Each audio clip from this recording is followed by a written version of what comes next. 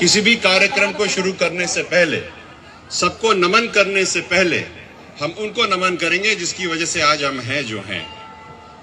इसलिए हम आधे मिनट का मौन करेंगे अपने 73 शहीदों के नाम पे और कर्नल साहब के नाम पे। तो आप सब अपनी जगह पे खड़े हो जाएं।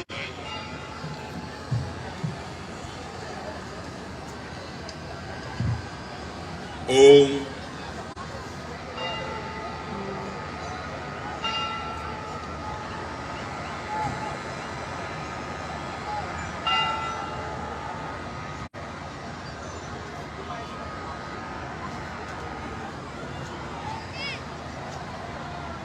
ओम शांति। विराजिए।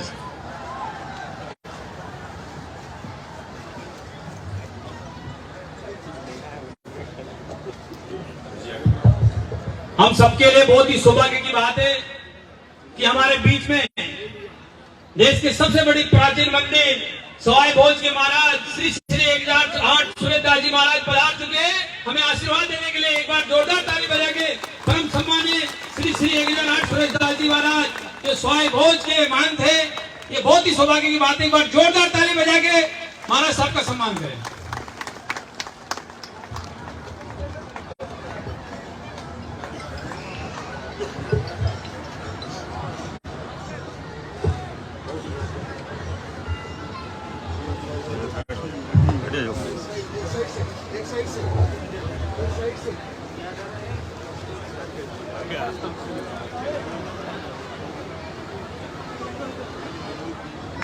हम श्री श्री 1008 महंत सुरेश दास जी महाराज का उससे पहले हम विजय भाई साहब का संबोधन सुने।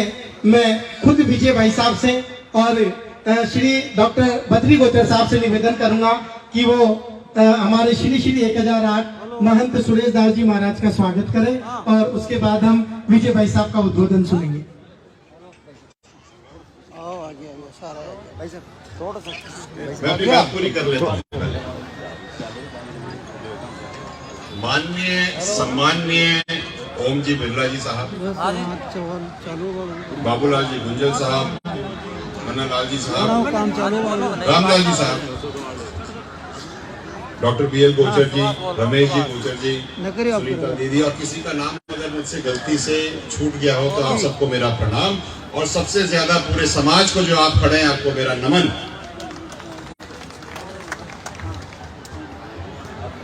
बातें बहुत करनी थी मुझे, लेकिन मैं बहुत ज्यादा नहीं, 2 या 4 मिनट में अपनी बात संक्षिप्त रखना चाहूंगा। वहां से शुरू करूंगा जहां से बद्री जी मेरे मित्र, मेरे भाई, मेरे सारथी और मेरे हमकदम और एक जोड़ी की 2 बैल में से एक बैल, उनकी बात को मैं आगे रखूंगा। और वो बात आगे रखने से पहले मैं उनका धन्यवाद देना चाहता हूं कि आपने ये बात करी और कर्नल साहब की मूर्ति लगवाई। आपका पूरे परिवार, पूरे समाज और पूरे राजस्थान और पूरे भारत और पूरे विश्व की तरफ से बहुत बहुत धन्यवाद। जो बात आप कह रहे थे RS की, तो मैं आपको 4 दिन पुरानी मेरे साथ बीती हुई बात बता देता हूँ। रोटरी क्लब जयपुर में कुछ बालकों ने मुझे फोन किया कि हम MBBS के क्वालिफाइड लोग हैं, 2022 की टीम के हैं, 2022 में क्वालिफाई हुए हैं, NBC से हुए हैं, आप आइए और हम आपके साथ बैठ के चाय भी पिएंगे और बात भी करेंगे। मुझे लगा था कि कोई 20-25 लड़के होंगे, वहां पर 136 डॉक्टर थे साहब। और कुछ साल पहले 2 या 4 या 5 और खींच करके साल में 10 बनते थे, यहाँ पे एक साथ 136 डॉक्टर बने। और आप ये समझिए कि ये चीज पिछले 4 साल से चली आ रही है। ये डॉक्टरों की ट्रेनिंग 2 साल में खत्म हो जाएगी, तो 2 साल के बाद से हर साल आपका इलाज करने के लिए आपके समाज के बच्चे बच्चियां हर अस्पताल में आपको मिलेंगे।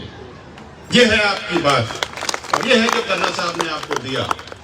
दूसरी बात मैं आपसे बताना चाहता हूं, कर्नल साहब कहा करते थे कि अच्छी शिक्षा, अच्छा स्वास्थ्य और पढ़ी लिखी मां, कोई भी चीज कुछ कहने से नहीं होती, उसके लिए विचार करना पड़ता है और लंबी सोच रखनी पड़ती है। तो कर्नल साहब ने जब स्कूटी वाली स्कीम चलाई थी, आप सुनिए मेरी बात ध्यान से, जब स्कूटी वाली स्कीम चलाई थी कर्नल साहब ने महिलाओं के लिए, बच्चियों के लिए, तो पहले आवेदन में 252 आवेदन आए थे साहब, और 51% कट ऑफ था।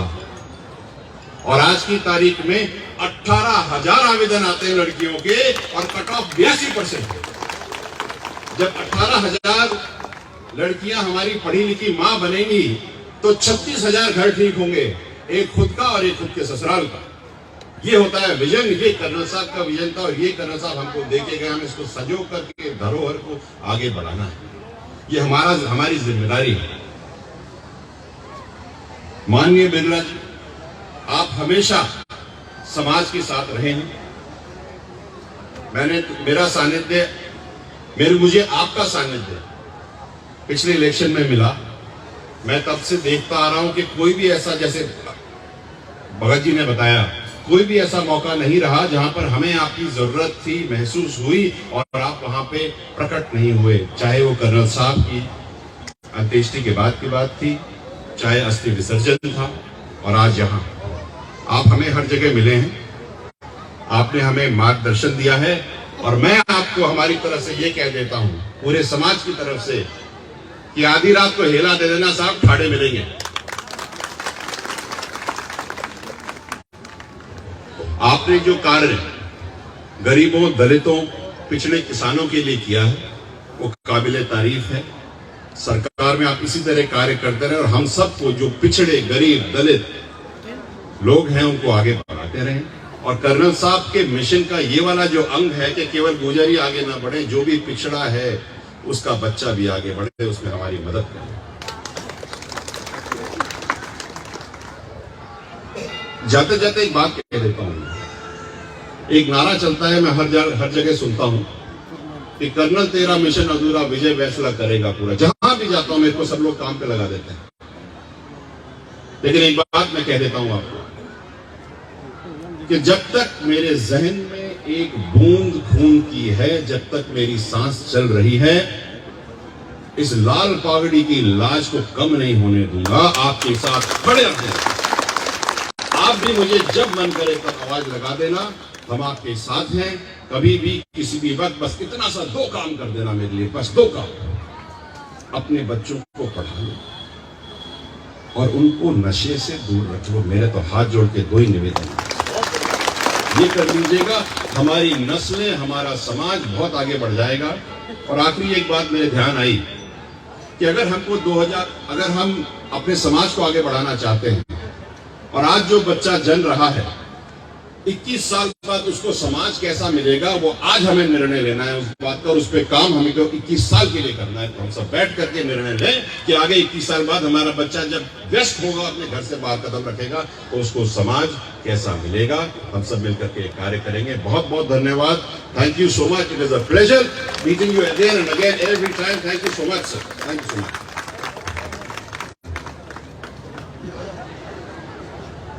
हमारे बीच पधारे विशिष्ट अतिथि श्री 1008